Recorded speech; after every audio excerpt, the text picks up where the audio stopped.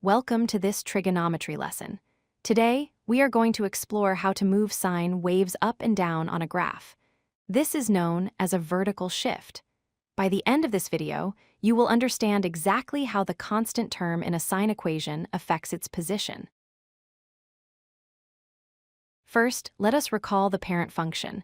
Y equals sine of x. Notice that this wave oscillates around the x-axis, where y equals 0. It goes up to 1 and down to -1. This center line, the x-axis, is its natural resting position. Now, look at the general equation. Y equals sine of x plus d. That letter d represents a constant number added to the function. This constant is the key controller for the vertical position of the wave. It does not change the shape of the wave, only its location. What happens when d is a positive number?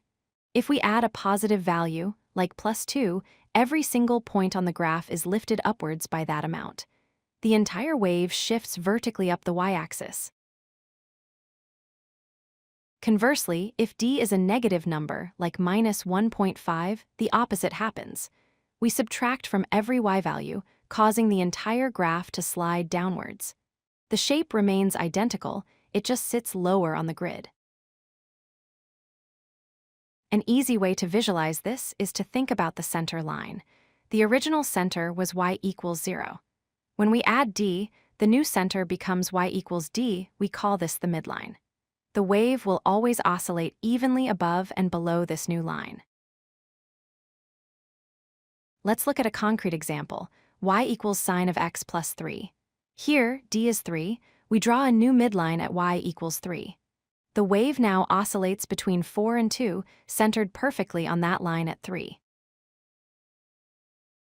Here is another example. Y equals sine of x minus 2. In this case, d is -2. Our midline drops to y equals -2.